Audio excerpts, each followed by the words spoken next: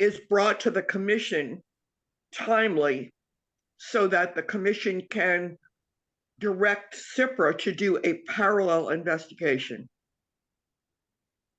Now, I think in the contract, as I recall, in hiring CDC for the Armstrong matter, they were supposed to notify CIPRA so that CIPRA could be, I guess, involved in or be conducting its own parallel investigation, but they didn't.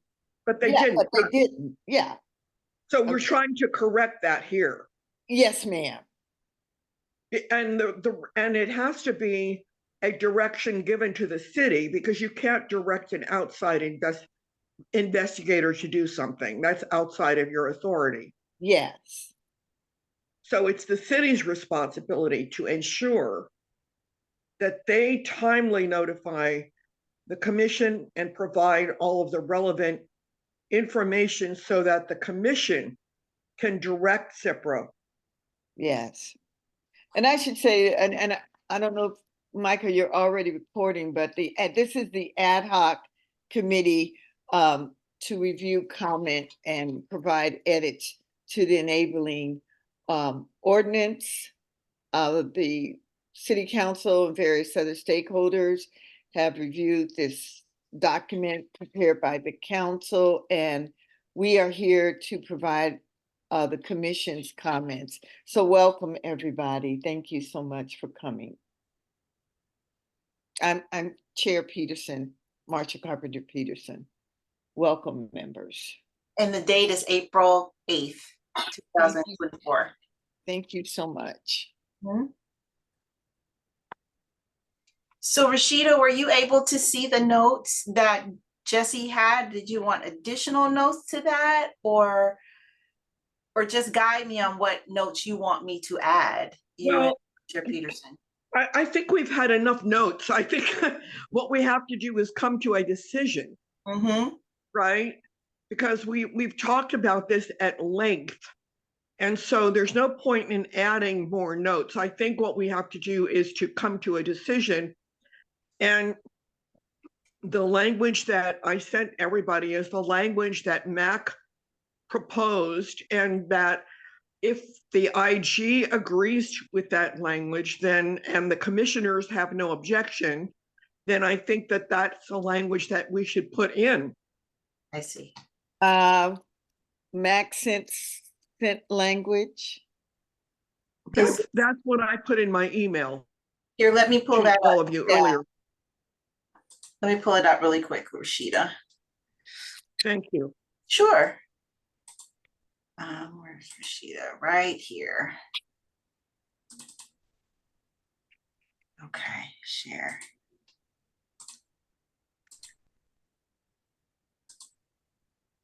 This here. Yes?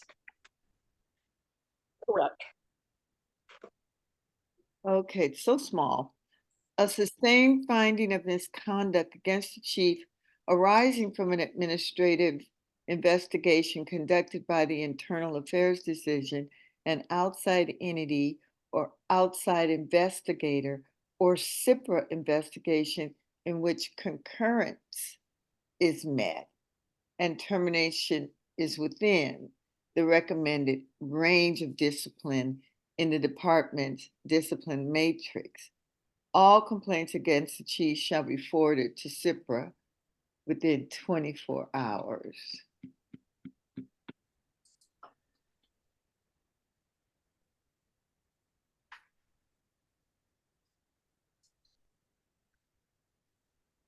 So the question is does anybody have any objection to that language? Mac has a hand raised. Okay, Mac, go ahead. Regarding the all complaints against the chief shall be forwarded to CIPRA within 24 hours, perhaps that could be the police commission and CIPRA, understanding that you're a supervisor in that role. The goal here is, as opposed to the prior language, to ensure that if an outside entity, Post, for example, provides a last minute finding that the commission can take action without CIPRA, that it doesn't require CIPRA action, but that if there is time, that the commission can direct CIPRA to conduct a concurrent investigation, so that it leaves both options on the table.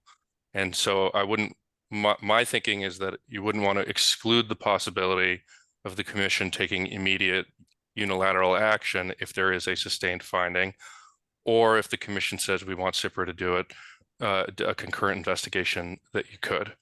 That was my approach in drafting this language. And by ensuring that all complaints against the chief are forwarded to CIPRA within 24 hours, that's a responsibility for city employees, then we can make sure CIPRA is made aware of these as soon as possible, or it could be CIPRA and the commission, which would allow those concurrent investigations to start as quickly as possible. I'm just wondering, a sustained finding of misconduct against the chief arising from an administrative investigation conducted by, any of these entities in which concurrence is met. What if it's not met? That's when you have a discipline committee. And that's in here, of course, somewhere. Yes. Well, that's in the charter. Well, yeah, anytime there is disagreement with CIPRA and OPD. I know that. I'm just trying to figure out what this It's only in Measure LL. Oh, yes. Thank you. This is being carved out because what? Because of what happened.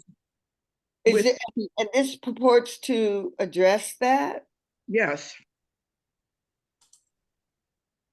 In this case, there would be an ordinance requirement for complaints against the chief to be forwarded to CPRA within 24 hours.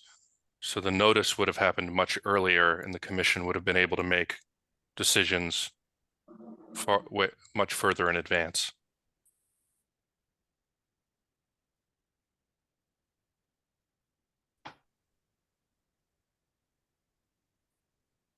Rashida, do you have any problem with that? I mean, I think it's okay, but.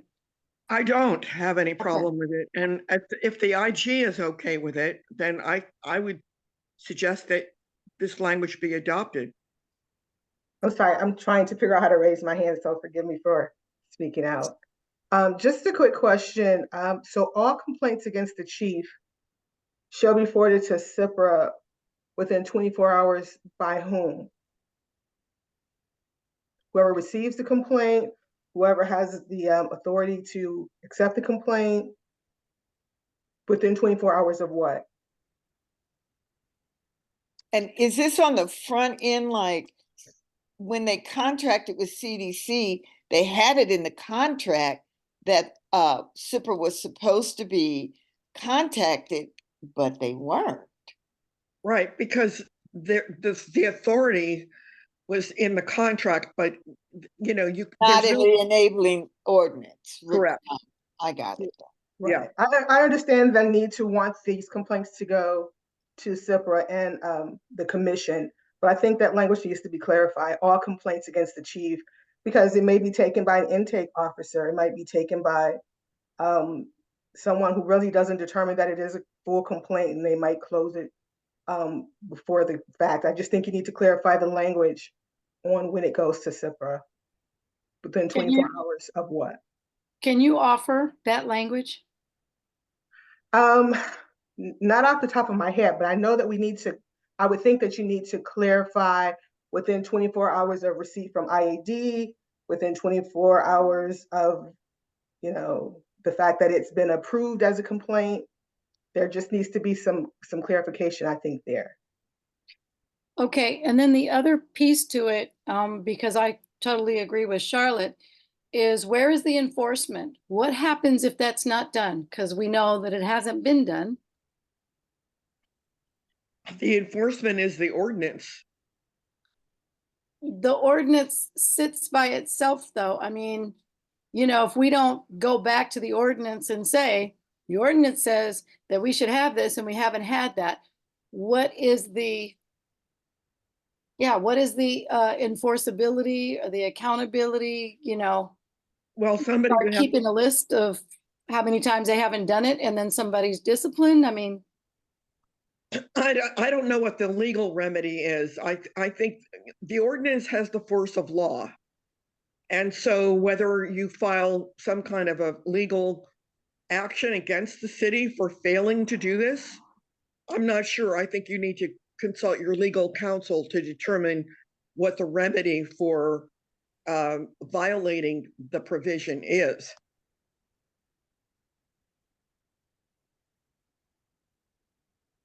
thank you. Okay, so I can't raise my hand either on the phone. I haven't Yeah, I'm figured out how sorry. to do it. Yeah, I But can't I'll do just it. say that I agree with what has been stated. And with respect to Charlotte's comment, yeah, we do need to say from who. You know, within 24 hours from whom. And we need to check on enforcement. Mac I'm has not- his hand raised. Chair Peterson, Mac has his hand raised. okay, Mac, Yeah, I can't say I've fully resolved this, but essentially my concern about saying complaints received from the internal affairs or within 24 hours of receipt by internal affairs would exclude the possibility that there are at times, if there's an outside investigator, if there's a monitor, if there's another party, that internal affairs wouldn't be aware. So perhaps it could be any city employee made aware of a complaint shall forward it to internal affairs, and and then internal affairs will send it to the CPRA, or just any city employee aware of a complaint against the chief shall ensure it's forwarded within 24 hours. The goal here was a catch-all, and How would all the city employees know that? well, that's the question. Is there are times where, for example, the city attorney's office is made aware of a complaint and or the city administrator's office is made aware of a complaint, and we want to assure that it gets to the commission. But How about any city entity? that seems to capture the spirit of what I'm going for. Okay, is somebody able to? Okay, great, thank you. I was just waiting until you guys figured out what you wanted to say. Well, no, I appreciate it, thank you. And do you want to also include CIPRA and the commission? Have you decided yes or no on that? and I do believe that any city entity that should be, all complaints against you shall be forwarded to CIPRA. Any city entity What? that has a complaint, is that what you want to say? With a complaint? That against- receives a complaint. That receives. Okay. A complaint against the chief Shall forward said complaint to CIPRA and the police commission chair. I won't be here, but I think that's what should be there.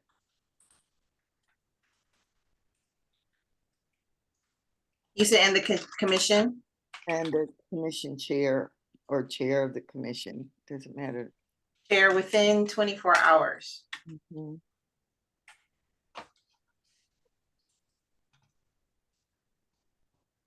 Now, should there be anything stated about this power spelled out in Measure LL, or just a footnote, or nothing?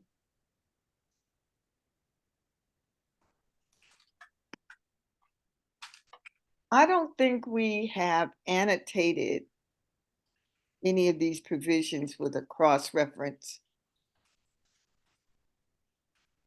Well, I guess in some cases we have, but this is kind of the implementing ordinance of the charter. And I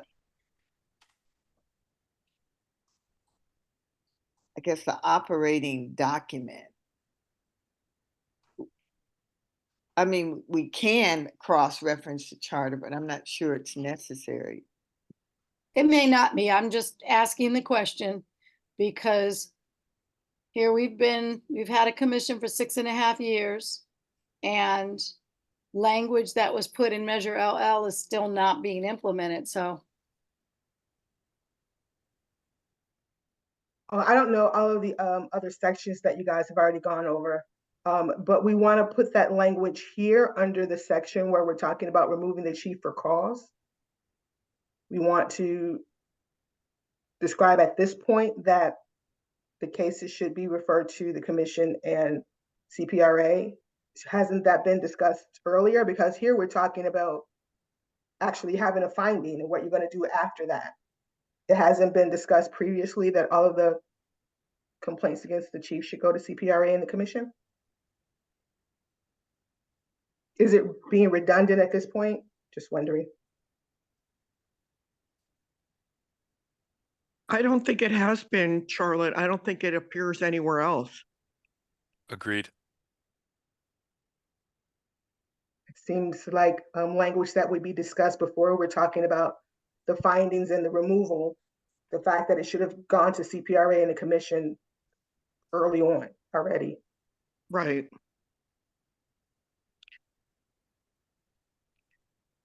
And Mac, I'm not sure that we want to refer to findings at this point because the findings would not be apparent if it's within 24 hours of somebody being made aware of a complaint. There wouldn't be any findings at that point.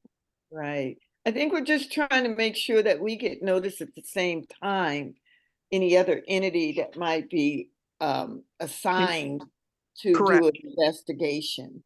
Correct.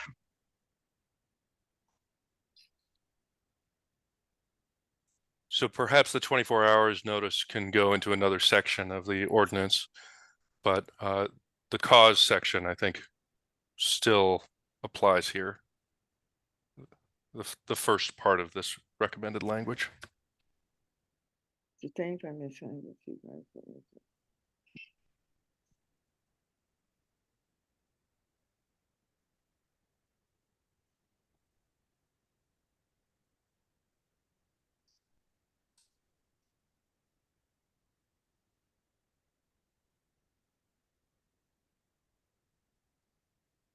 Okay. The first sentence supposes that a final sustained finding, certain things have to happen, but the second sentence has to do with notification. And I guess that is a separate thing. Because Mr. Sheeta is right, sustained findings come after the disciplinary meeting, I guess. Yes, after the disciplinary meeting and there's a sustained finding. And this is about where there's a concurrence. So I'm still. Okay, let me do that. Let me go back to that other piece of paper. That's gonna be The original. so we can play around with it some more.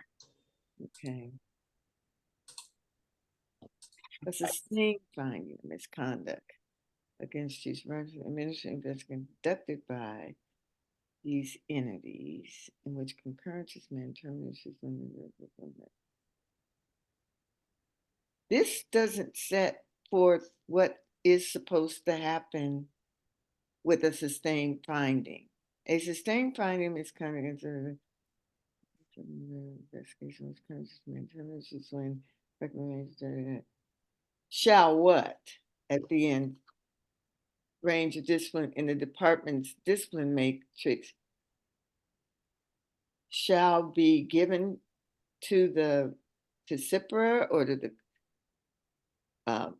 reported out somewhere, or Can I make a point of clarification?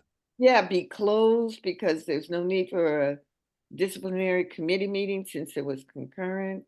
No, so I believe that's addressed by the preface to this section, Ah, that these are reasons that the commission can vote to remove the chief for cause. So okay. any sustained finding, and this is a broad approach, but it's to say if there is a sustained finding against the chief by an administrative investigation conducted by internal affairs, you can remove the chief for cause. If it's conducted by an outside entity, you could remove the chief for cause. If there's an outside investigator who has a sustained finding, you could remove the chief for cause. Or if there's a CPRA investigation in which there's concurrence and termination is within the recommended range of discipline, you could remove the chief for cause. So all of those allow the commission latitude to have the option. Okay. Now I that- understand context. Mhm. But this last sentence shouldn't be there. I think that's a standalone that should be somewhere else. Yes, I don't know where precisely it would fit in, but I think that they're paired because one way or another that needs to Be assuredly somewhere. happen. Yeah. Yeah, but not maybe under E. What is E? What is the overall title of E? Is it The overall, okay? The overall is about removal. Now, of the authority to remove. Okay, so somewhere else, the stuff about 24-hour notice of any complaint received by the city is not supposed to be here under removal. the city attorney inserted E2. That was not in the ordinance before. I understand. And Sure. so I don't know what the rationale for inserting that was, but the concern is the process by which the commission finds any of these causes that are listed in E. I have no problem with that language, that sentence being under E and being E2, in fact, but where else can we put the other sentence? Any complaint received by the city against the chief should be forwarded to the commission and CIPRA. May I recommend that it be inserted at the beginning of E so that is a header and everything else comes after. And so that there's the presumption that the commission and CPRA will be notified, and then it cites the authority. I think that's a good resolution. So after finding cause, maybe that sentence should be before, yeah, should be in there where your cursor is. And that's the sentence, yeah.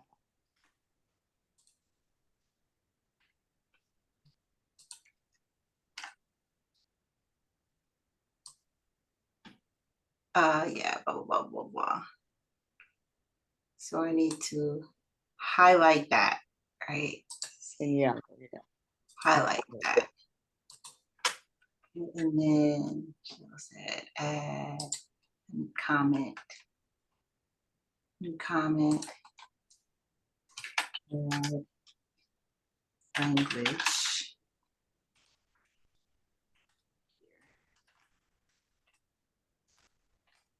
That. Okay. Okay. Do you want to have that other part be the recommended language for this No, section?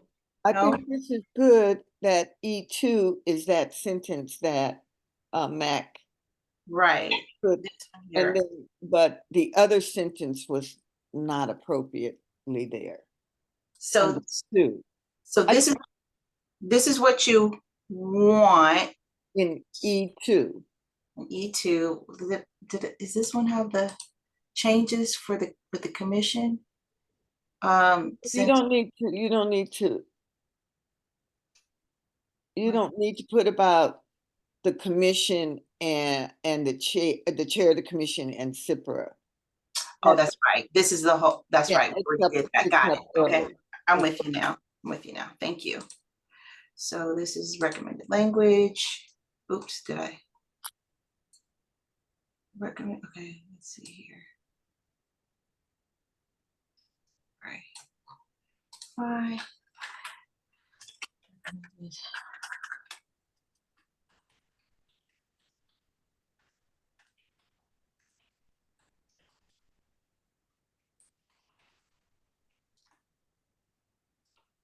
There we go. Okay, oops.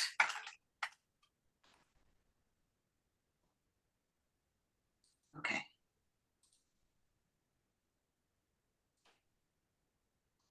Make sure it's there. Okay, got it. Is that it, guys?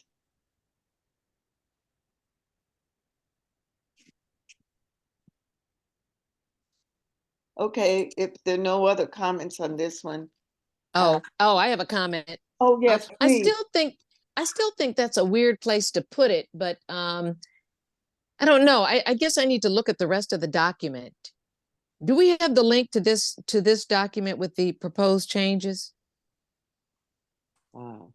Yeah, If we could get sent that and I could kind of look at that.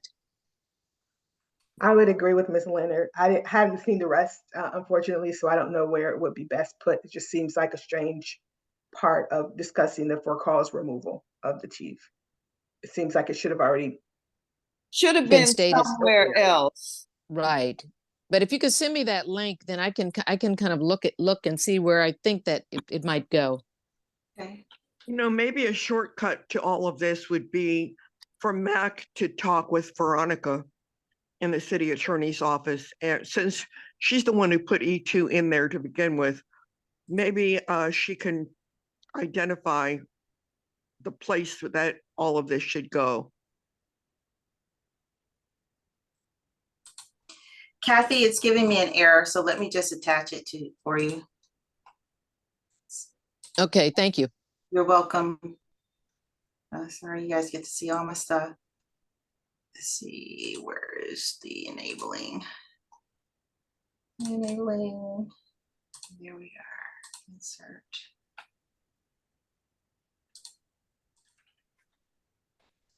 Kathy. Oh gosh, come on. Kathy.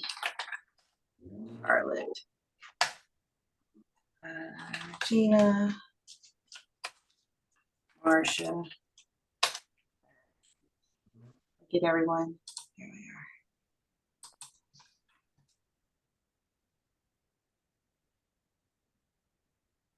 That what we need? Yeah, I think so. All right, so now we're here. You want to go to the start here?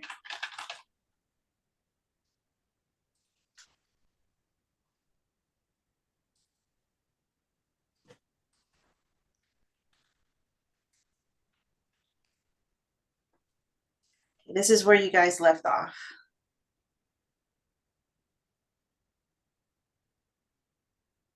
Okay, let's get started.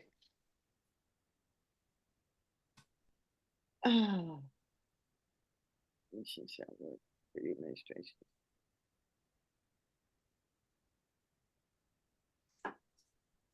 Miss Kathy, is that a legacy hand or did you have another question? Oh, sorry, that's a legacy hand. I'll see if I can. You know, it's weird because sometimes I can hit the screen or access the screen where I raise my hand, and sometimes I can't. But I'll try to do it again. Okay, no worries.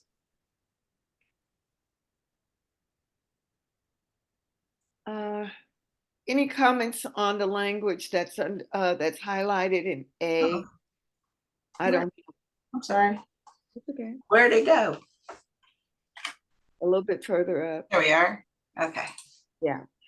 And this is about us trying to get Zoom as one of the ways that the public can participate in the meetings. Right. I remember. So at the end of A, before the blue writing, where it says KTOP dash TV 10, can we put, or I don't know if we discussed this or not, in real time? So while the meeting is going on, well, I guess it is in real time, huh? I don't know why how I got that there. Because you can see the commission meetings as they're happening on KTOP, right? Yes, unless it's a special meeting. They don't have Okay. to make it live. They just need to record it. Okay, then we don't need that sentence in. I mean that clause. Thank you. Anybody else have a comment on the additional language here? If not, let's move on. B seems to be just to provide further clarity with respect to the language highlighted twice each calendar year. Anybody have anything else to say about that? If not, let's go to C. Closed sessions that are scheduled in conjunction with regular commission meetings shall be held at the end of commission meetings prior to open forum and adjournment unless holding closed session earlier is necessary to accommodate attendance by a person other than a commissioner. I don't like this. I don't know why it should matter that we hold closed sessions from 5:30 to 6:30 as long as we start at 6:30 with the public.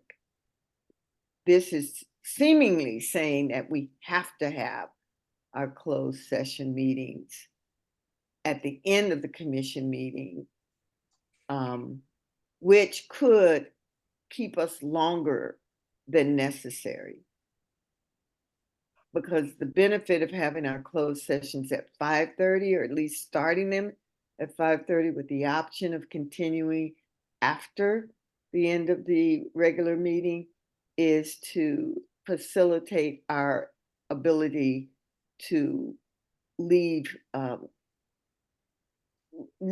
at 10:30 at the latest. Any comments on this, Regina? How do you feel about this, since this will impact commissioners? Well, from the beginning, the public has said that they would prefer that we put our closed session meetings at the end. But that might be because we were bleeding into what should have been regular commission time, and they kept posting, oh, the commission will be back at 7:15, and it might have been 7:30, and we were bleeding into regular commission meeting. Yeah, well, why don't we ask the community that's on the ad hoc if they have, changed their thoughts or minds, or, have another recommendation? I think it's fine this way. I mean, not this way, but I think the chair's point is well taken, that there were abuses before, which is what caused the reaction that we had, because, it was extremely disrespectful to the community to be waiting and waiting and waiting, and not knowing when the actual meeting was going to start. But I think if there is a commitment that the open session will start at 6:30 regardless, which is what has been happening, I'm okay with that. So I'm okay with. Great. I'm okay with it too that way. Yeah, because that bleeding into the commission meeting was, especially if you went down to City Hall, you were just sitting there with nothing to do, for hours, for at least an hour or so. Yeah. Or more. Yeah, So yeah, if the agreement is that closed session will end at 6:30, then there is no disadvantage to the community. Okay, well, that's excellent to hear. And yes, we recognize that there were some folks that were vindictive about their meeting time. So this is I don't good. know. Thank you. I'm sorry. I don't know if my hand is. Charlotte, yeah, hi, Charlotte. I'm trying to raise it physically because I still can't find the button. And I agree with what you're saying, because it did get to be kind of, over into other time. However, I would say that maybe, I mean, you guys are all respectful and considerate of that, but you're making rules that will affect other commissioners as well. So you might want to include language that indicates, you know, if it's at the beginning, it ends at 6:30, then Right, you may have to pick it up again or something like that. right. So what we can say is that closed sessions that are in conjunction with regular commission meetings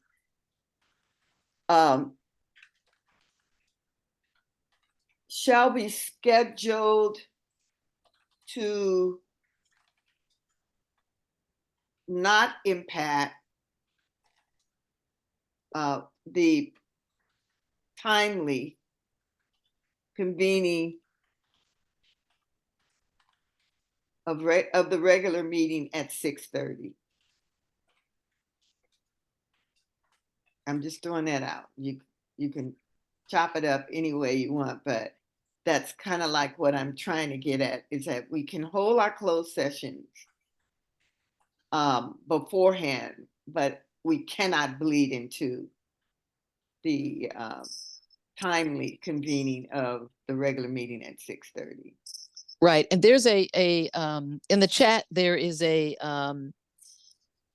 comment by a community member that also agrees with it. As long as, you know, the 6:30 isn't impacted, then they're in agreement. Thank you. Shall be held at the beginning and or end of the commission regular meetings, but shall not impact the timely convening of the regular meeting at 6, the convening of the regular meeting. Okay, guys, this is what we're trying to get at. So this we held at the end. You have to take out the oh, okay, so this is, you're writing the actual language. Yeah, however you want. To take it out. Yeah, do you want, I'm saying that the recommended language is XYZ. Do you want me to strike this too and then say I can? I just have, let's see, I guess I could strike this and then say the recommended language. It just said can be held at the beginning or end of commission meetings. Let me strike this. Yeah. Okay, recommended language, okay. Closed sessions in conjunction with regular commission meetings shall be scheduled to not. Can be scheduled. Okay. At the beginning or the end of the regular meeting, but shall not impact the convening of the regular meeting at 6:30 p.m.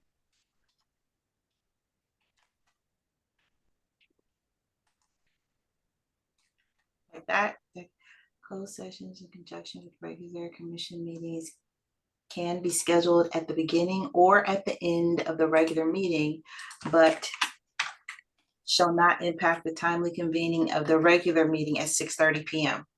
Does that make sense to everyone? Yeah. Okay, let's go. Yes, it does. Okay, thank you. So this is all the Inspector General.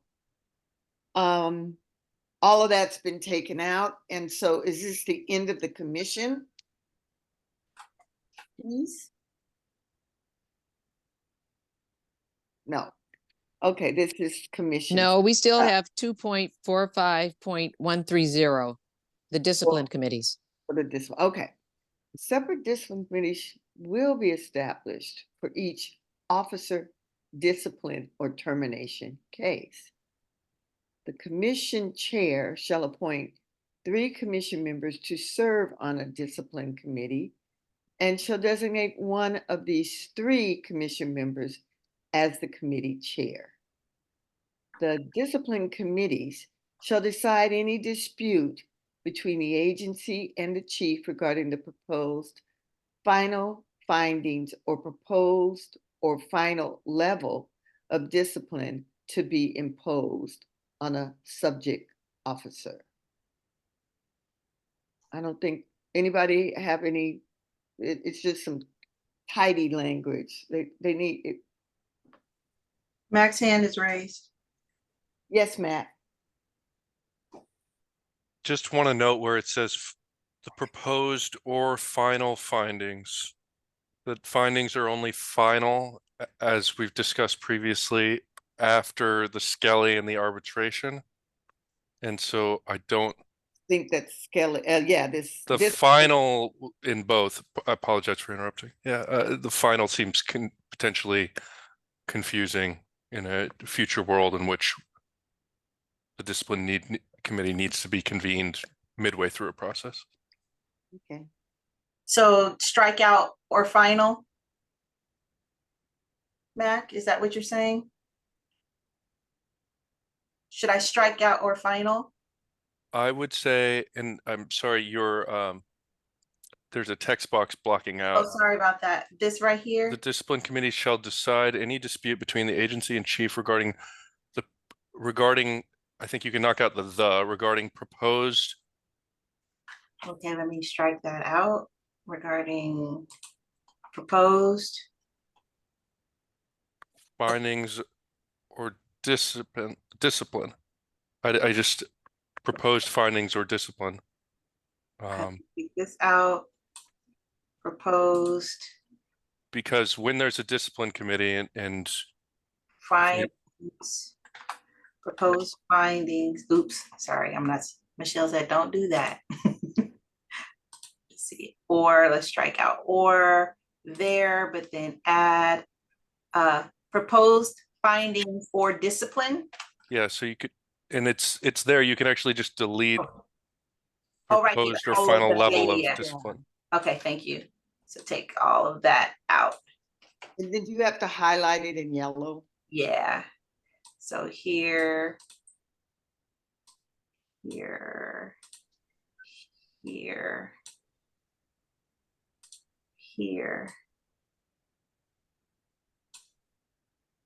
Okay. That's our attempt. Let's see, regarding proposed findings or discipline to be imposed on it. Okay. Officer. Okay, let's move down to C.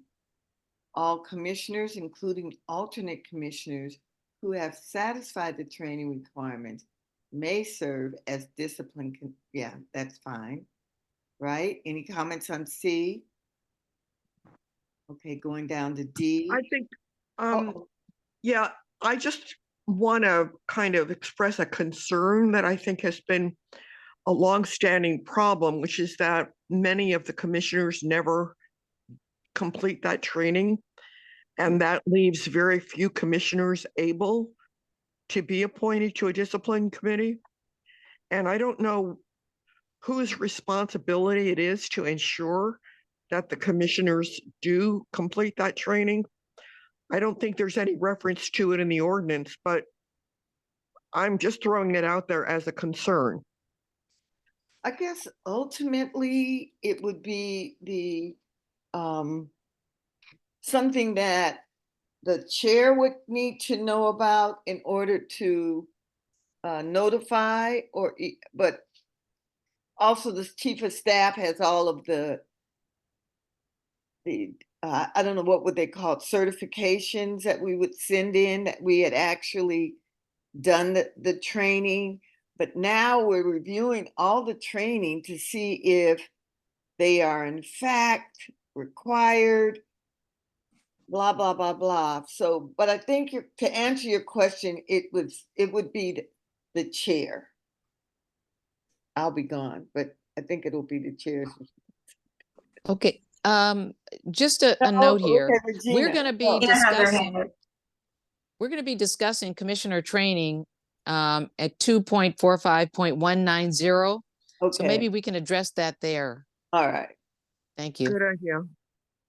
Regina, did you have something to say? Yeah, I just wanted to say that historically it has been the chair's responsibility to ensure that commissioners were doing their training. Now that we have a chief of staff, the conduit through which we could work to ensure that commissioners are completing training there's a little bit more support. I will underscore that there are certain trainings that are to be done within 3 months of people's joining the commission. And they just have to know that there's probably about 40 hours of training. And now that it's accessible, it didn't used to be accessible via Zoom. You had to go in person. So it's much easier, but part of me feels like in presentation to the selection panel, we haven't put as much weight on ensuring that people know that coming in. So I think, if this isn't the section, if it's 190, that's fine. But I think we probably need to ensure that people know what they're signing up for. We've talked about, how much time generally, but the training is like the very first thing. That's something that as soon as they are sworn in, I think they can do. I don't think they have to actually have already started on the dais. But hopefully we can determine that. And then there's some other trainings that need to occur within 12 months of appointment. Oh, in 6 months. It's and 12 months. So yeah. So is there a section somewhere on onboarding commissioners? And I say that because those are the sorts of things that, as Regina has said, need to be told to commissioners immediately as they are onboarded, that you have 3 months for these, 6 months for these, 12 months for these. Others are every year. Some are just once. You got to do ride-alongs as well. So, we need a whole list of the things that we are required to do. There is a list under Commissioner Training 2.45.190. Okay, so we're going to get to that shortly. Okay, great. I just wanted to ask, when you say who has satisfied the training requirements, do you mean all of the training requirements, or do you mean just the ones that have to do with discipline, the ones that have to do with no, if there's a whole nother section on training, there's so much training beyond just the disciplinary committee. But I think what they're saying here is that you cannot be on that committee in particular unless you have taken that training. So you think that particular That's exactly right, Chair. Let me interrupt to say that there are a lot of trainings that lead up to the segment of discipline training. Now, maybe they have changed and taken it out of order, but it used to be that you had to do all the other trainings, and discipline was almost like the last segment of the trainings.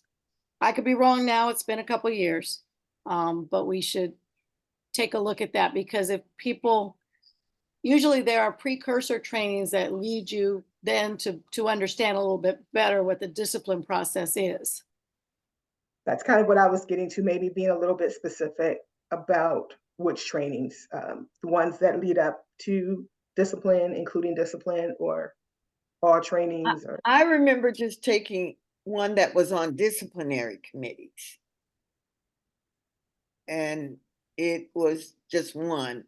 But if there's a cluster of them, I don't know if we should say something to effect that include who have satisfied the training or all trainings. I would hate to say that without knowing what that might be, what that cluster might be. Regina? Yeah, thank you very much. So again, if it's changed, great.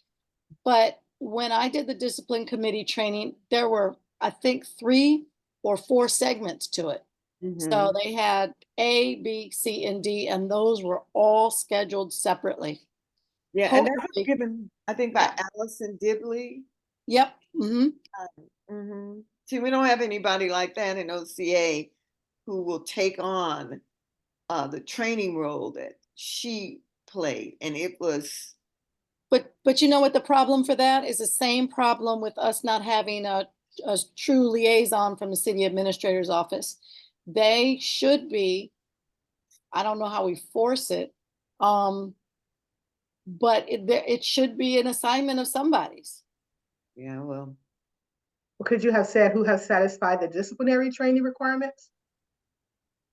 No, initially there was an attorney who was responsible for serving trainings, a series of them. And that was a individual person at the time when we were being trained in person. Now, as the pandemic happened, there were a series of trainings that later became online trainings that you could watch it and then not take a test, but maybe there was some interactiveness to it, but that didn't encompass all trainings. yeah. So So for instance, you don't have to do the ride along, which is a training, in order to serve on a discipline committee. So whatever are those training elements that are needed to enable a commissioner to serve on a discipline committee is what this is addressing. And so all commissioners, including alternate commissioners who have satisfied, why don't we say the discipline training requirements? great suggestion. And in fact, put that S on the end of requirements in parentheses. Do we need to specify what those courses are? Well, we don't even seem to know anymore. Right. That's why I'm saying maybe we need to specify what they are so there's no question about. We are in the process, a collateral process of trying to understand what the trainings are right now. And I don't think you guys want to hang up this process by waiting for us to figure all of that out. It has turned out to be a quagmire, if I might say. So if we just say who have satisfied the discipline training requirement or requirements, then once we have, and I don't know, maybe this will have to go in our rules, all of the training requirements may be attached as an exhibit to our rules. That you have to take these trainings, and they would be all the trainings that are listed. And would indicate the ones that are for discipline in particular. Yes, Regina. Right. Chair, you already have a section on commissioner training. Why don't we get there and and make some decisions instead of because they may be covered there. I'm all for that. So let's go to D. Any commissioner with a conflict of interest regarding a particular case shall recuse themselves as appropriate from serving on a discipline committee. The following are examples of potential commissioner conflicts: a personal relationship with an individual involved in the case, participation in a discipline meeting in which the case was discussed, participation in a formal review of a case, such as Force Review Board. The following are examples. So this is not limited to this. These are merely examples. Anything about this change? Okay, let's go.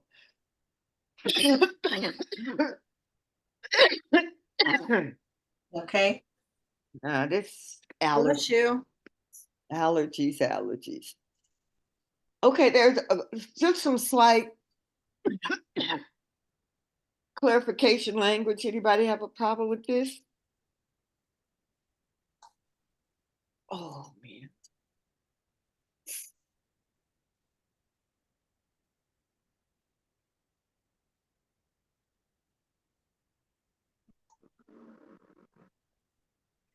Why do we limit it to them telling us maybe what's probative or not, but just all video can you scroll back down a little bit?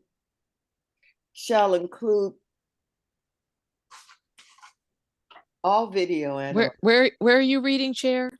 A, the second sentence.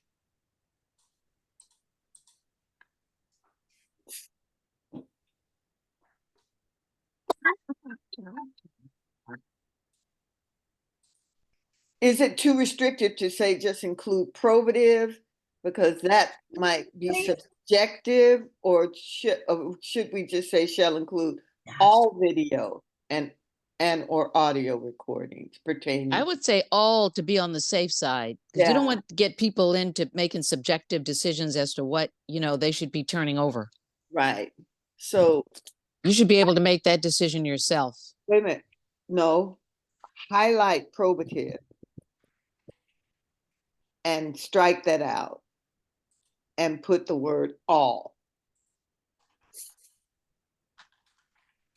I'm sure Matt can probably speak a little bit better to that, but I do know from my time at CPRA, sometimes these cases have a lot of video. Some of it is not probative. And if they're just going to give you all the video, that's really going to be time consuming for you to try to determine which ones are probative or not. That's just kind of my thought there. But again, Matt can probably speak better to that. But then I'm also concerned about somebody making a decision that this isn't probative when in fact it may be. And it may hinder the full investigation by CIPRA. Well, this is to the discipline committee, right? So you would want the same video that CIPRA included, which may not be all the video. They will have determined already which ones they considered. So you might want to say, oh, CIPRA? Oh, okay. Yeah. Well, I would trust what CIPRA would turn over. I'm just Is that what you're saying? A lot. Okay, I'm so just saying this is what they relied on in the discipline meeting, right? Is this where the probative evidence that was relied on by the discipline committee? I would assume that's what they mean by probative. Yeah. Because it was considered already by CIPRA or the outside entity, whoever the agency directed. Okay. So maybe that out.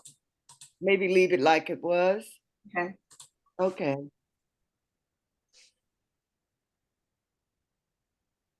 That's what happens when you stop trusting. Okay, this one shall have the authority. Or when your trust has been broken. Yeah. The discipline committee shall have the authority to require the chief and the agency director to provide any additional video, audio recordings, and or documents. Okay, I guess that's our out. I don't know if you can see, but Mac's hand is up, so he might have some additional. Mac, yes, thank you, Charlotte. Thank you. Just jumping back to the video and audio recordings.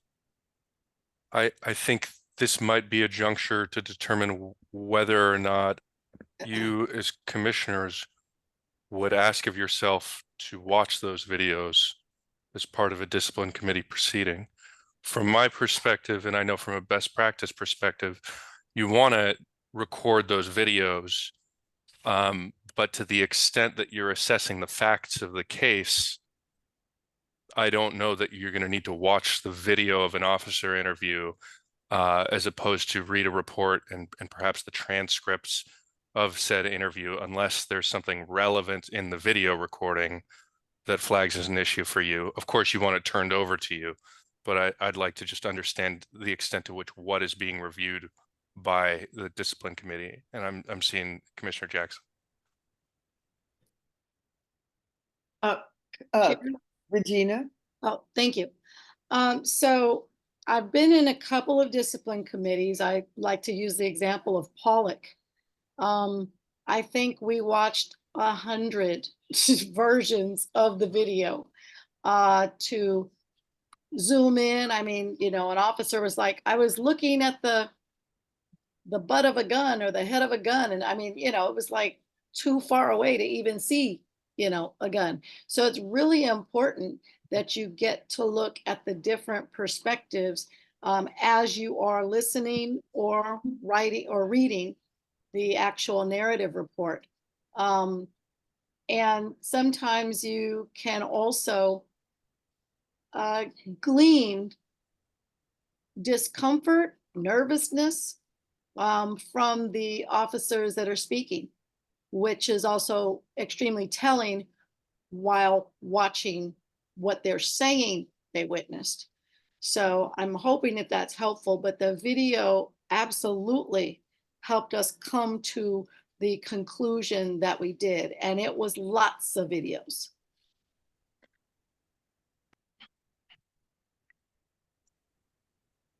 I would say I agree, Commissioner, but that would all be probative video because it was about the perspective and what they saw or weren't able to see. So in that case, that was definitely probative video. It's just that if you say all, you mean all the video of anybody who arrived at the location or was in the vicinity or whatever they were doing, things that might not be something that you want to review if it wasn't considered in the case. I want to also echo what Regina said. I went to probably more than 200 evidentiary hearings of the Citizens Police Review Board, where the officers were present and the complainants were present. And the demeanor of the officers as they're testifying definitely is important, I think, in terms of assessing credibility. And I don't think you get the same impression or the same understanding by just reading a transcript of an interview as you would watching the video of the interview. So I do want to second what Regina said on that.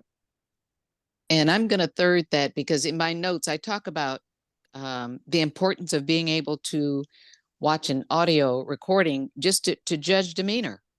You know, are they nervous? Can you tell that, you know, like is a person turning red, you know, when they're relating talking about an incident that happened? I mean, there's so many telltale signs just looking at someone's physical body, their mannerisms, their hand movements. Yeah, for sure. Thank you. For sure. So we're not suggesting any changes here. We're just fleshing out what this means. Kathy, your hand is still up. Yes, I finally figured out how to take it down, so I'm about to do that. Thanks. So are we finished here? Hearing no further, let's keep going. Again, there's a lot of just changes to subject officer being initial caps.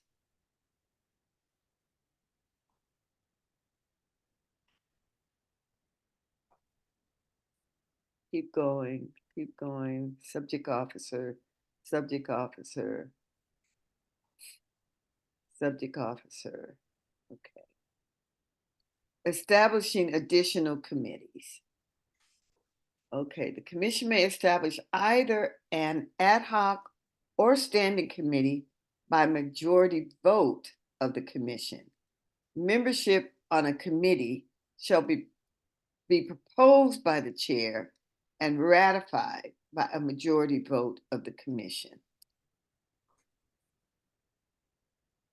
I know what this is in response to, and this is unfortunate because this is going to just be very cumbersome, but I know where it's coming from. Regina, do you have any comments on this one since you have been the chair? And chair usually establishes the ad hoc committees and proposes and places members on committees. This is requiring that whatever committee is proposed and the membership shall be voted on by the commission. It's another step. Yeah, so clearly we didn't have that back when I was chair. You know, what we used to do, well, what I used to do was try and match people's interests and skill to an ad hoc. And I imagine that if you had these ad hocs and the chair identified who was on the ad hoc, it would be kind of perfunctory for the, the ratification to happen. Yeah. So, but, I'm trying to figure out, what if, we had a situation where somebody wanted to be on an ad hoc and I'd already filled it. Or somebody asked to be on it, was added on it, and then because somebody else was on it, they wanted to be off of the ad hoc. I don't know that that changes anything if you have it ratified. But I'm trying to figure out, what if somebody didn't agree? That really just creates a whole nother hurdle. And in my humble opinion, creates a challenge for the chair. Now, I'm not sure, maybe the process should be delineated, that the commission, well, that the chair may establish an ad hoc or a standing committee by majority vote of the commission, and that membership on the committee shall be proposed by the chair and Ratified by majority vote. Yeah. So rather than The the commission. commission establishing the chair, I think it should be the chair establishing either an ad hoc or standing committee. And I guess it's fine. People had to actually take my feedback as the honest truth. For some people that wanted to question it, that was their issue. But I remember when someone asked to be on it and then asked to be off of it, I did ask, so what is your reasoning here? To be clear, because I don't want people just, didn't want people just jumping on and jumping off because they thought it was the cool ad hoc, or that they could run it, or that they didn't like somebody on it. We really ought to be higher than this. So I'm wondering if we say, I just don't know if we say if it's not ratified, then the chair can, I don't know what the out is if a majority vote of the commission wouldn't work. You and I, Marcia, have experienced not being put on ad hocs out of vengeance. Yeah. And actually asking to be put on the ad hoc that were aligned with our so part of me, I guess I'd like to hear what our community voices think about this ratification piece, because it could hold up ad hoc creations. If, let's say, there was a majority that, if you were in the minority, they could vote you on or vote you off, or Yeah, this can work. Yeah. Effort to try to fix something, you're really codifying what exactly happened. And that was the majority icing out the minority. So to that point, Rashida, Kathy, you guys have witnessed this stuff. Is it? Well, this is why we put it in. Exactly. It was Yeah. your experience, which is why we put this in. Obviously it's not a perfect solution, but I think it does require at least people to be public in their disapproval rather than just behind the scenes stuff all the time. Okay. All right. Well, I yeah. guess it's reasonable. I agree with that too. And with that last chair, it was obvious that there was some favoritism going on. It was so clear to the public what was going on. And so I think that this is kind of like the best solution that I can think of right off the top of my head. And after reading this, because there were so many liberties that were taken by the former chair that just didn't make any sense. And that were unfair. So I guess what we're trying to do is get fairness in the system. with respect to these committees, membership on these committees.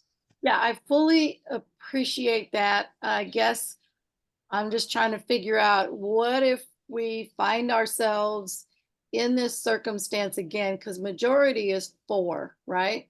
Mhm. And that's presuming that you have a full committee. I mean, we are short of members, so we couldn't even do 4 as a, I mean, it had to be 3. Well, I guess, so majority vote of the commission. Is 4 of the 7. Correct, but if you don't have 7, like, There's only 6 there, or you only have 5 there. correct, then Because what? a quorum is 5.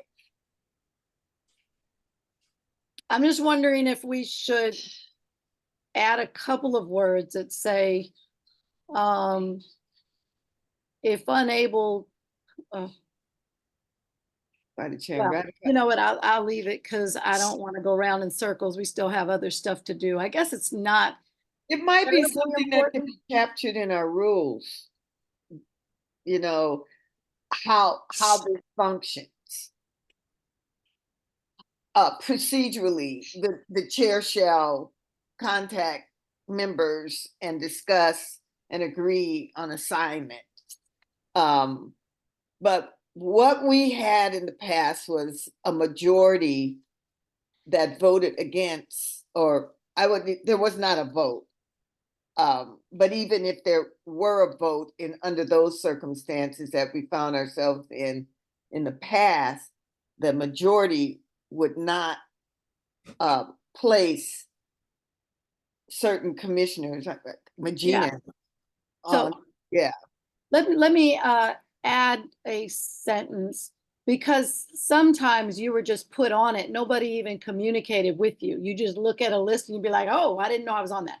So I think that perhaps commissioners, well, that the chair must confirm the assignment with the commissioner prior to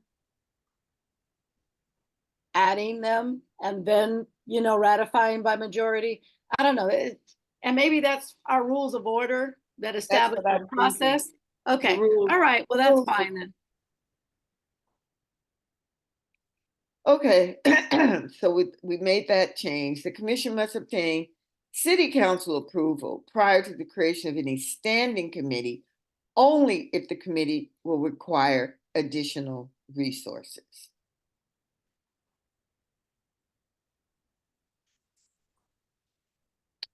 Well, additional resources taken from whose budget? I mean, if we have the money to hire a facilitator on our, say, racial profiling ad hoc, it's not a standing committee. I scratch that. I'm trying to think of what standing committee would we create that would require the city council approval if we have the money. So the city council is the only one that can create a standing committee. So we have created standing committees and then kind of pulled back and realized that an ad hoc has fewer limitations, since standing committees have to be noticed and agendized, and just like a regular meeting. So I think that I don't know. I mean, well, somebody, preferably the liaison in the city administrator's office, typically takes the responsibility of agendizing. Now that we have a chief of staff, I imagine they could do it. And so there shouldn't be any costs with noticing and reporting. I'm not sure what this was trying to get at. Yeah. Only I remember that there were the former commission leadership was going to establish another standing committee, and we actually had to provide the background of what standing committee requirements are, and then they resisted. One of them was going to be the armed the equipment, and then there was going to be another one, and it was like, no, it's just going to be too much to manage. So our question is, only if the committee will require additional resources. Past the what does that commission mean? staff. What does that mean? No. Well, does anybody have an interpretation of that? Because presuming that we keep staff, at least our chief of staff, I would imagine that there isn't any requirement of additional resources. Ooh. I would comment that it doesn't hurt to have that clause in there, because you never know. There may be some instance where you will require additional resources, and we just can't think of them right now. There's no harm in leaving that in. So prior Just to a thought. creation, but only if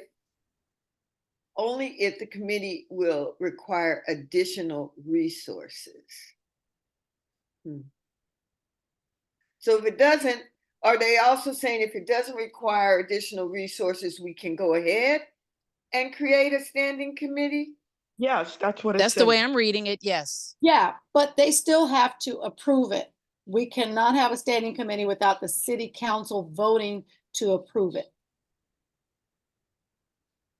That's not what this is saying. No. I think that's Look why. down further. Yeah. Did the commission add the blue lettering or did the council? No. We are working with what was given to us by the city council. I mean, the blue letters as well. That's what city I don't council. know who put that in. This is the commission's first time looking at any of this.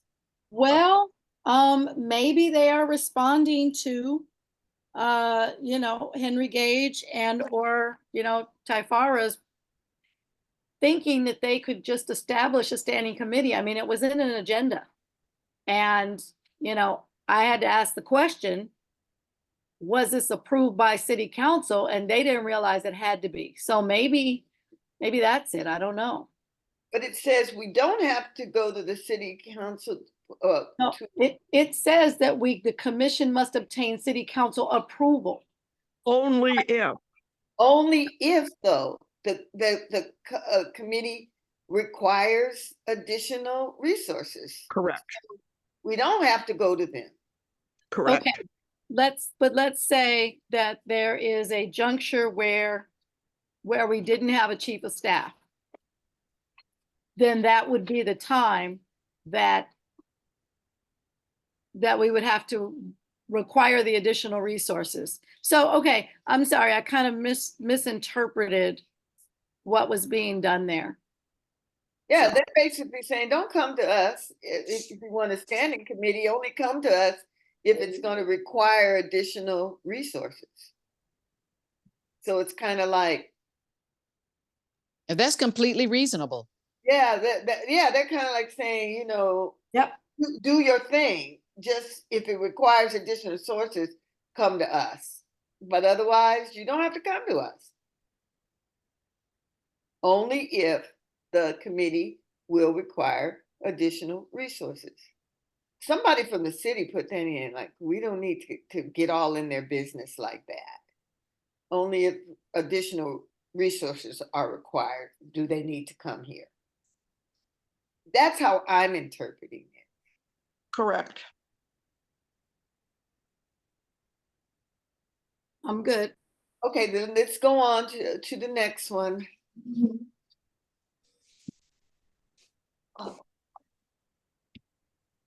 The commission shall elect the commission chair and vice chair at its first regular meeting each calendar year and as necessary to fill a vacancy. Makes sense. Any comments on that? Okay. Something was reserved, but it was all taken out. And here is the training. Okay, 2.45.190 commissioner training. Wait, there is one that we skipped over. Who did we? 2.45.170. Electing a commission chair and a vice chair. I went over all of that. Yeah, You just did? Yeah. Oh, okay. All righty. Sorry. You did skip over 160, which is public statements of the commission. Oh, thank you. Yep, very important. Okay, the commission may authorize one or more of its members to issue statements to the public regarding the commission's official. Okay, with this one, I believe that the commission must share who has received the authorization. Because, when they went rogue last time, nobody knew. All we knew was that we were getting phone calls about, somebody admonishing Channel 2 about their story. And I was like, well, who said that they could do that kind of thing? So I think it's, yes, they may authorize one or more of its members to issue statements to the public regarding the commission's official business. Yeah, privilege, whatever. But after the statement has been approved by an affirmative vote. Okay, so here you go. So it's got, any statement has to be approved by the majority in a public meeting before the statement's released. And that's the way we used to do things. So, see, I think what I was advised is that the chair can always respond to the press. But the problem with that is that the statements made on behalf of the commission do have to represent the views of at least the majority of the commission. And we were being kind of hit with statements that were not, I would say, necessarily reflective of the majority. not necessarily, not at all. Well, the majority at the time, it did reflect them, it didn't reflect the minority. And that's what was so troublesome. Okay, so I think perhaps we might say the commission chair may authorize one or more of its members, and that they're limited to not releasing, whoever that person is cannot release a statement unless it's approved by an affirmative vote. Now, let me ask you wanna guys this. say, Marcia, that the commission chair may make a statement, which is fine, but I feel like they have to communicate with the rest of the commission. See, what I'm typically doing, and I'm full this transparency, if I am going to send something out, I am going to send it Brown Act, do not reply all, but give me your comments. Our statements have been pretty benign, so they haven't necessarily all gone to the commission because they were, welcome the new chief, but anything that's going to start getting in the weeds of some of what's going on now with the quest of perhaps a change in the charter to give the mayor the power to do certain things that were invested in the commission. Those are pretty powerful positions that are need to be taken by majority vote, but sometimes it just isn't a lot of time. So we may be getting a PR person that can make us a little bit more efficient. So do you want a statement in there that, if a statement must be made urgently, the commission chair can make it? I think that might go in our rules. Okay, all right. But I would like to put here the commission chair may authorize one or more of its members to issue statements, because we we can't litigate our issues. Yeah, no, but that's right. Yeah, the chair should be up there. Yeah. Okay. Is that okay with everyone? We'll move on. Yeah, I agree that it definitely should be the chair because you may not have time. Something may happen in between commission meetings Yeah. and you can't wait and you need to make a statement. Yeah. So the chair should definitely have that authority. And Thank in you. our rules, we will definitely say that being mindful of, you know, the integrity of the commission and respect of the process or something. So we're gonna have to catch this in our rules. Okay, so we've done 170, 2.45. So keep scrolling down, Micah, please. We were in training. Okay, it's a lot of new language here in 2.45.190 Commissioner Training. Immediately upon appointment, each commissioner and alternate shall familiarize themselves with City Charter Section 604 and with chapters 2.45 and 2.46 of the Oakland Municipal Code. B, within the commission. Oh, I've got a comment on A. Okay, no. Perhaps we should add 2.47 as well. Oh, that's the new one. Right. Yeah. Good point, Kathy.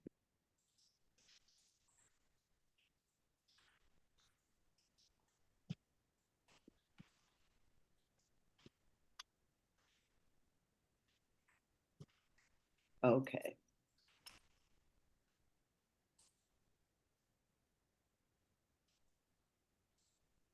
Thank you so much, Micah. You're welcome. Okay.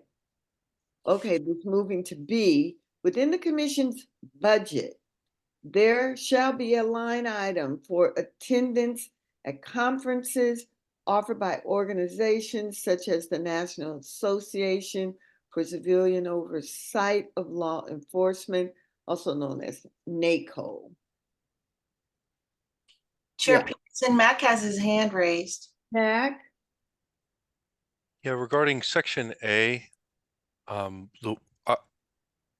it says the commissioners shall familiarize themselves with these documents. I've found that to be the meaning of that is subject to interpretation, and would love thoughts from other folks present as to whether there should be a requirement that they read the documents in full, that there be something additional, given that those are perhaps the most important reference documents in this entire ecosystem of oversight,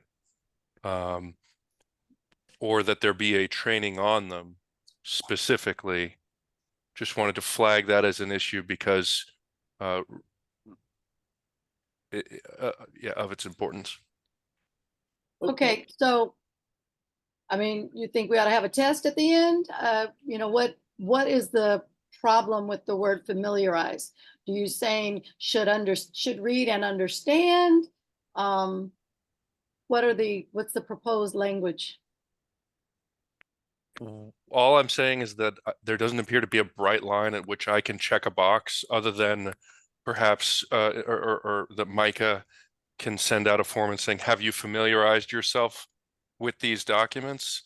I guess some standard, either more specific, or if you think it's fine, if everyone in this meeting thinks that language is fine, I'm okay with it. I just want to flag that it is perhaps the most ambiguous language in this section. Okay. Okay, so I guess what I'm just suggesting is, do you have some language to replace the word familiarize? Because Micah could ask us and we could say yes. But then, you know, maybe, I mean, I used to know these. I'm not sure that I know them now. When I was chair, I felt like I had to know them, but you know, so I'm trying to figure out, is there, because it's about retention and understanding, you language that is not typical for most of us. I think maybe, attorneys might more easily understand it, but just wondering what the recommended change would be. Even if it's commissioners shall read and attest to having read those charter sections, that'll give more of a clear, bright line. And then if there's any recommended language from anyone else, whether that's a follow-up with counsel or a follow-up conversation, that's not my business as far as I'm concerned, but I think at least giving us that clear, bright line. Each commissioner has read and attest to having read that language. Or shall gain complete understanding, or shall read and I don't know. I don't know what they're trying to say is that we've got to have a firm grasp on the meaning and intent of the city charter sections. And So maybe it shall read and retain knowledge of the city charter. No. I mean, I'm not sure. Shall I would say familiarize is really kind of the proper word, because it's really a reference document. Like, you're not going to remember it, and that's not what you're supposed to do. I think you're just supposed to be familiar with what your duties are generally and understand that you need to refer back to it. So I probably wouldn't put more on you than you're required for that. well, maybe shall familiarize themselves to have a working knowledge and understanding of, or shall, How do you frame that though? I mean, yeah. I mean, I really wasn't trying to be flip when I said, should we take a test? The issue is understanding. It's not just reading, it's retaining that knowledge, but it's understanding it. I would like to suggest that I think it was a practice at one point that somebody from the city attorney's office actually did a presentation and a walkthrough, which allowed people to ask questions about sections that they were not clear about and that they weren't sure they understood properly. I think that might not be a bad idea, and it would also be an opportunity for the public who is watching the commission meeting to have the same understanding. So Well, I would say I agree with that too. In fact, an entire commission meeting could be devoted to that, because this is the Bible. These sections are the Bible, and so everybody should have a clear understanding. And you're right, some commissioners may not have. I mean, we're sitting here talking about, what does this mean? What does that mean? So people coming on board may need more of a clarification as to what these sections, how they can use these sections to their advantage when doing commission work. Okay, so then I think what we're saying is there's an additional sentence saying that the OCA or whomever the responsible body could, not must, but could provide a training to the commission in a public meeting or something like that. yeah. but I think we still haven't addressed this word familiarize.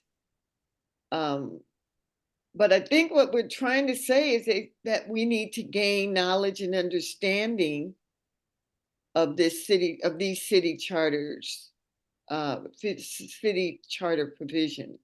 So you don't need to worry about familiarize if you switch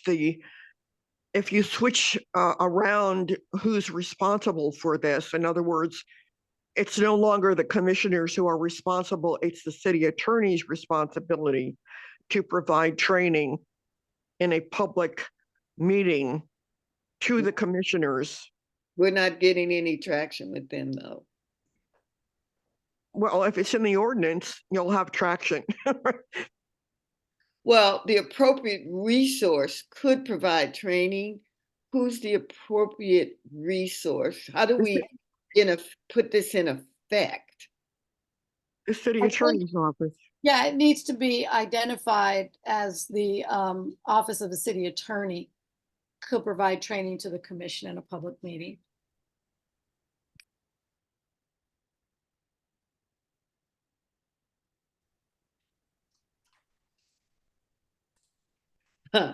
Could provide, I wish we could shall provide.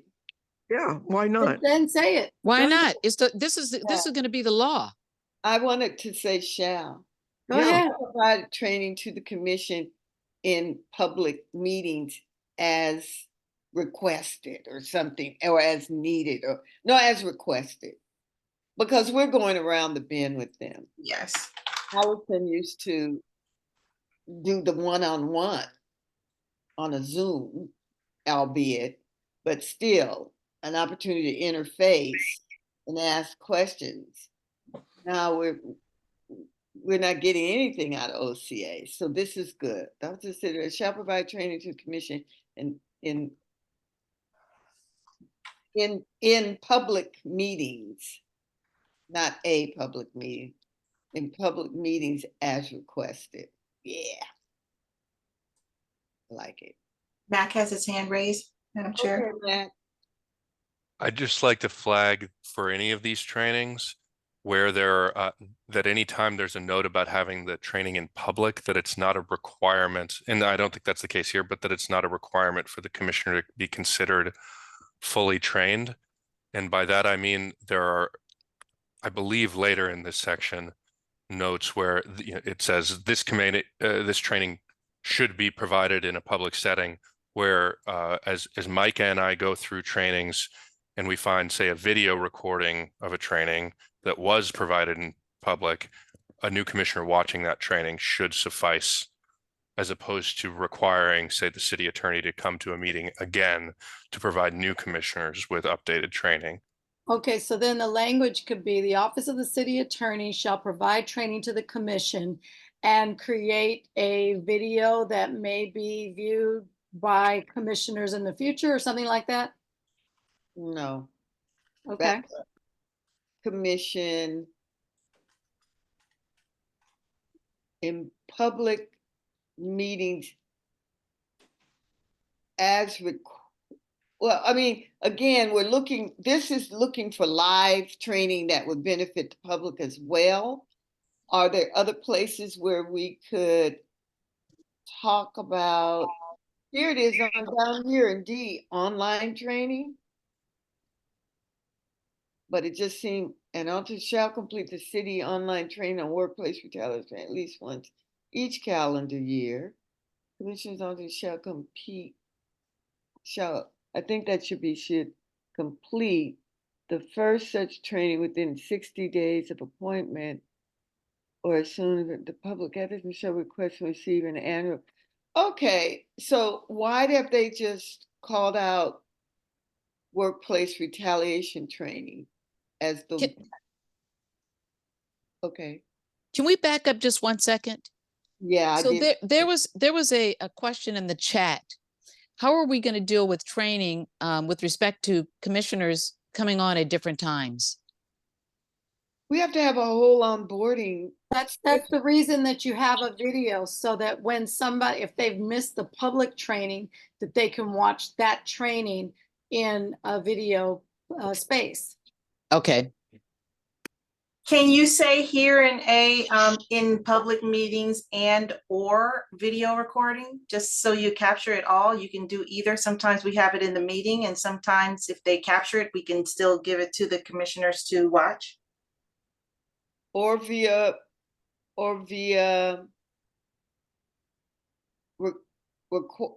video recordings. Mm-hmm. Then we should be saying as appropriate instead of as requested.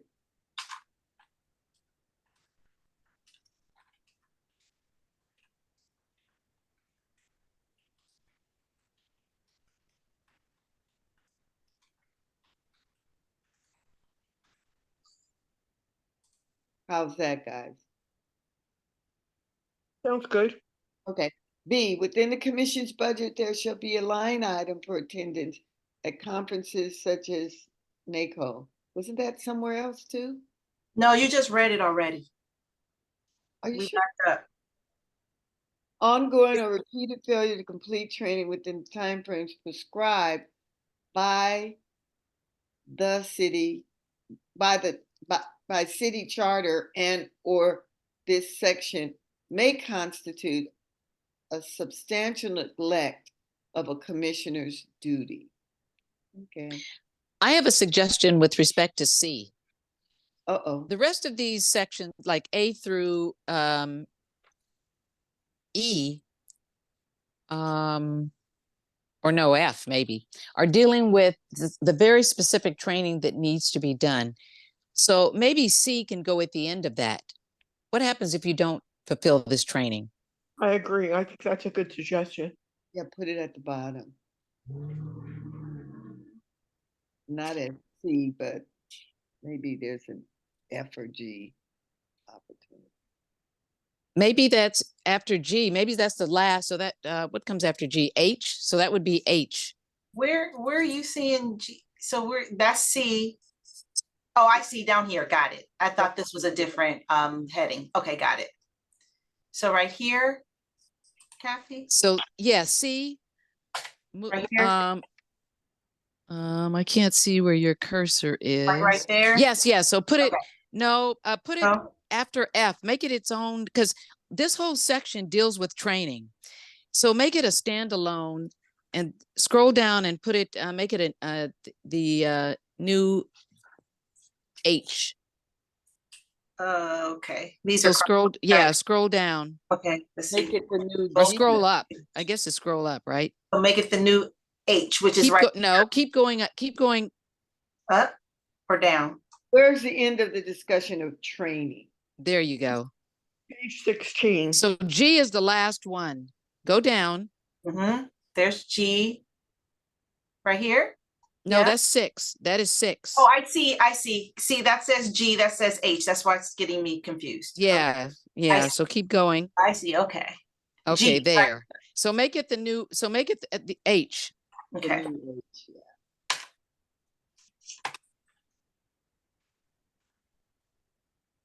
And then of course we, at some point we have to deal with the question of enforcement or recourse if, people continue to fail to complete the training. We But should be we can flagging get to that later.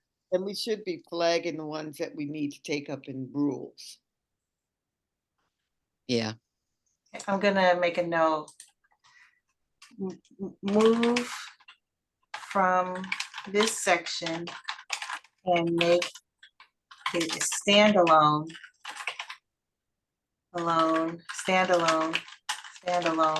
section. Item H. Item Yeah. H. Item H. Okay. Thank you, Micah. Sure. So what are all these other crossouts that happened here? The first group of commissioners. Where we go? Let me go back up. Okay, there we are. Wait, it's a lot, huh? Oh, there we are. Commissioner training received from you. So now I think we're at D. Correct? Up, yeah. Each commissioner and alternate shall complete the online training on workplace retaliation. They seem to call that at least once each calendar year.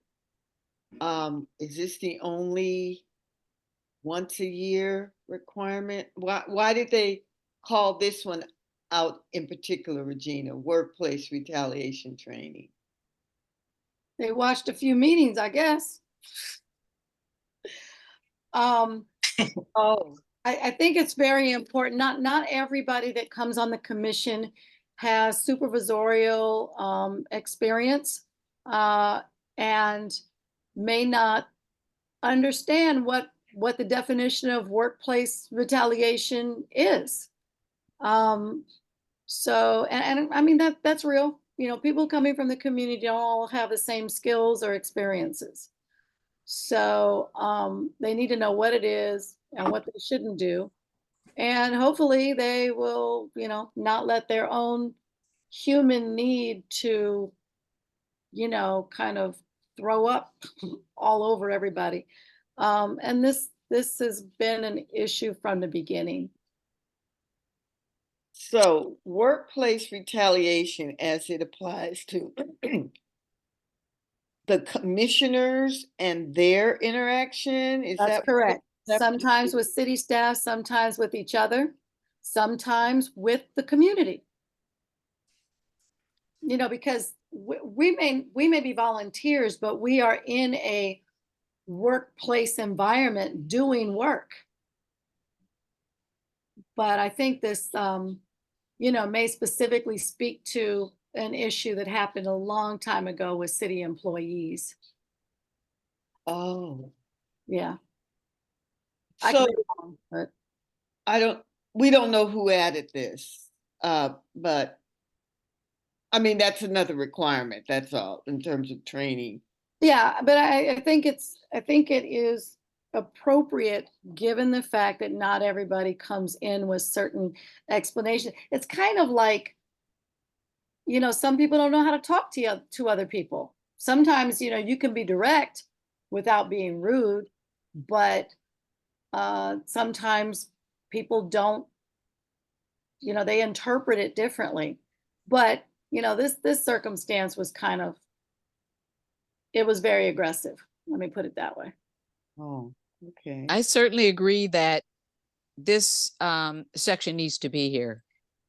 It was clear from a couple of past administrations or chairs that there was workplace retaliation among commissioners.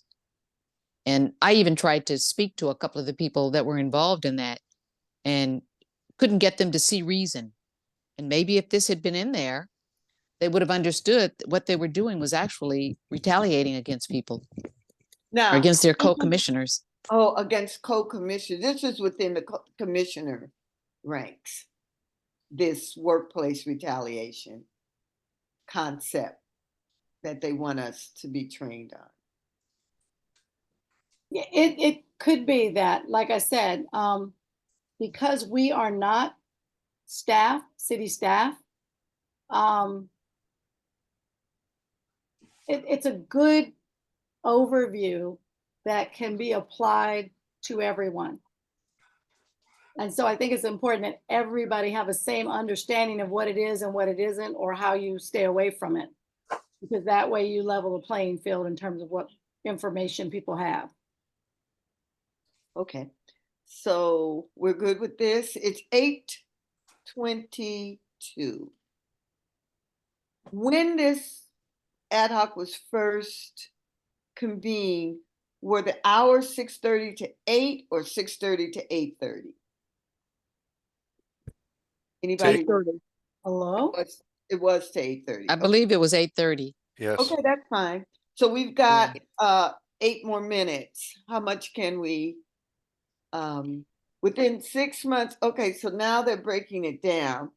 Within 6 months of appointment or as soon thereafter as possible, each commissioner and alternate shall receive training on. Okay. They seem to have, oh, they're numbering it 1, 2, 3. So 1, basic principles of constitutional due process and administrative hearing procedures. 2, the legal requirements for maintaining the confidentiality of personnel records and other confidential documents or information. 3, the negotiated settlement agreement in the case of Delphine Allen et al. Versus, blah, blah. All related court orders for so long as they remain in effect. 5, California. If I may, Chair, Sure. I have a suggestion that some of this section be reordered in terms of when the training is to be completed, like in chronological order. Some are within 60 days, 6 months, a year, whatever, and try to order it in that way, and then it's easier to read. Just a suggestion. Thank you. Okay. I think We probably can't do that tonight, but it's something we could think about maybe for the next meeting. Okay, but it is saying that they have to be completed within 6 months. Now, if that's all taken in 30-day periods, or half done in 3 months, half done in the next 3 months. I think it is being respectful of the commissioners' ability to schedule these within their other work that they do. So I don't know. I don't have a problem with them saying 6 months and listing these. My problem is who's going to give it to us. And I remember talking with Mac that some of this could be bundled together and would satisfy a requirement. But we haven't quite figured out this training, this list, and what is required and what isn't. Although I would certainly say POBAR and the Myers-Milius-Brown Act and some of these others that are listed definitely probably are very important as you begin your work on the commission. We are having a problem with training and figuring out what the training is. So any comments further on this? Mike? I have a comment, yes. So there are quite a few of these trainings that already have links that have been recorded. We're actually going through all of the links per OCA to determine what is really in the links and what they may still need to provide training for. In addition to that, some of these are, a lot longer than others. So giving commissioners, like Chair Peterson said, the ability to take these courses as it fits with their schedule, but within a larger time frame is really helpful. But we are also trying to figure out, okay, is there a way where we can put multiple courses together? So maybe it's just a half day. Maybe it's just a smaller portion where they're not having to, do so many trainings. So there is an active effort in trying to streamline this process. In addition, this is just kind of a piece. In addition to that, right now we're working off of a spreadsheet where commissioners can click these links, but I'm working to put it into a learning management system so that we can actually track who's taking what, when they're taking it, and give them reminders on a consistent basis on when and how these things are due. So I just wanted to let you know we are actively trying to get this in order. And even looking at this, we haven't been working off of this new document. There's stuff in here that's not even on the old one that we're trying to prioritize. So we've got to add this stuff once this is agreed upon so that, they have those things as well. That's just my 2 cents. Mac has his hand up. I love that. I just want to say thank you. I'm glad you started that work. That's critical. Great, Ms. Kathy. Mac? Yeah, thank you so much, Micah, for your continued work on that. I'll just note that as we contemplate the city administrator's office and their role in assisting the commission going forward, I think asking them to participate more in this process will allow for there to be more of a keeper of institutional knowledge that doesn't put all of this burden on Micah as we streamline the process. Hopefully there's a point where it's an inevitability. It's a link that comes to you the day that you're sworn in as a commissioner and all the information's right there. But the city administrator's office could be, as the city attorney's office was before, the body that ensures that this takes place, because so much of this says the commission shall be trained in, but doesn't refer back to who is doing that training. And it continues to be a significant challenge to make sure everyone's trained up for discipline committees, let alone the many other requirements. Right. I agree. Okay, so let's scroll down. Where are we?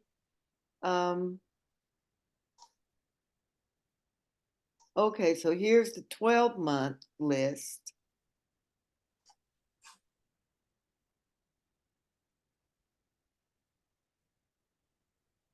Doesn't seem to change anything. And let's go down to, what is this one? Receive training on food contracting. Okay. I think training is where we can stop and pick up on hearings. Because it is 8:29. Excuse me, Chair, is there a deadline that we're working with to get this completed? As soon as possible and hopefully by the end of April. Okay, I'm afraid of what's happening over in City Hall, and the other stakeholders have made their comments, and they didn't give us a deadline, but I know they want to move all the edits to the unions to get the meeting confer with them going. So I want to make sure ours are bundled with that. okay, So thank you. everybody clear that our next meeting will be the 15th?